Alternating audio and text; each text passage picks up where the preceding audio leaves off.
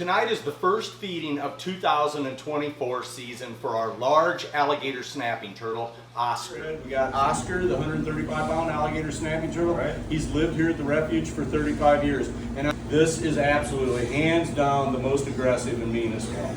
And when I asked you to ride the cow a couple weeks ago, you should have rode the cow, because now I'm asking you to go ahead and lift Oscar. Oh, geez. But be aware that when we put him back down in the water, he's going to come after you. All right. Yep, push him forward, see.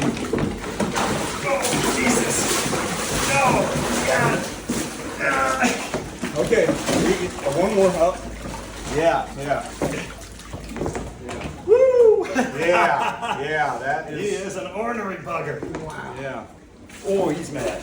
Yeah. Oh, Ed. Crazy. How heavy do you think he is?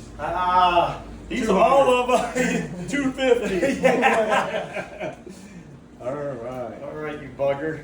Wow. Yep. You're going to go back in there? Ready? Yep. So tonight I'm going to show you how I prepare the food for him, what I'm feeding him. I'm not going to show you him eating. He's very shy. He doesn't even eat in front of us. And as long as he knows we're in this building, he won't eat. Been that way for 38 years that we've been taking care of him. I've never seen him eat.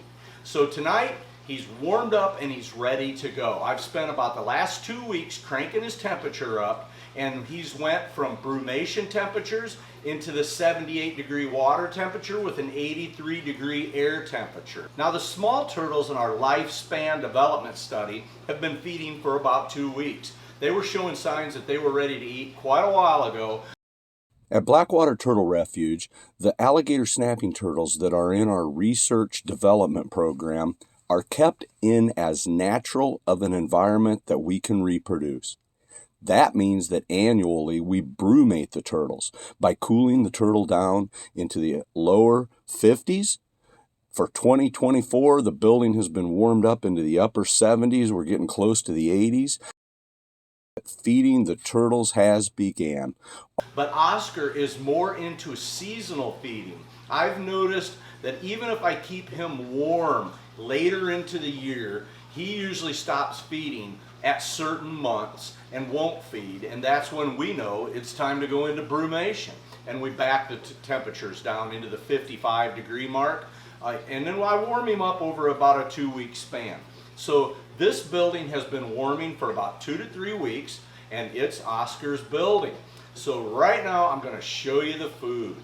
He has a mix of pond-raised catfish, a squirrel, and I use roadkill squirrels. So this is a squirrel that I picked up off the road, and I use these ammo canisters to thaw it out. And I thaw it out slowly in the refrigerator. I use the ammo canisters because they're sealed, and it's the only way that I'm allowed to put it in our refrigerator.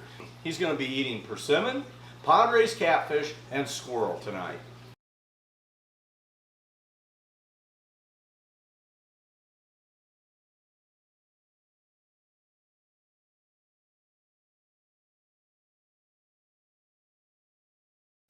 One of the things I've learned in the 38 years that I've been taking care of Oscar and feeding him and cleaning up after him and avoiding being hurt by him is that he will not eat a catfish or any fish that's floating on the water. He will not eat that. Cutco, best knife I've ever used.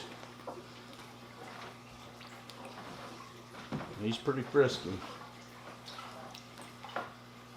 And there, that's sunk.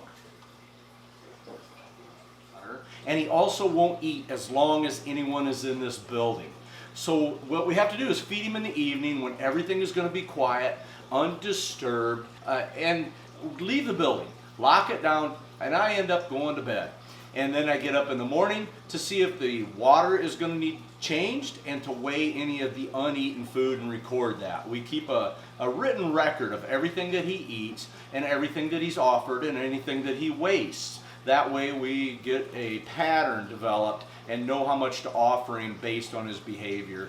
So when I feed rodent, cleaning is usually a must. He will not eat the feces-filled entrails, and Oscar always skins the animals. Also, there's fat in that squirrel, and the fat is floating on top of the water. Here's a picture of the skin and how well he peels that off. He just doesn't like to eat the fur. It's good. I don't like the term enrichment, but it is a good activity for him to stay in touch with his wild side. Here he is hiding in his cave. We have a tank that's all cleaned up. He's content back in his cave, and we are ready for the next feeding, which will be anywhere from 1 to 2 weeks out. Thanks for watching. With over half my life spent experiencing alligator snapping turtle adventures, I'm Rusty Reed the Turtle Man.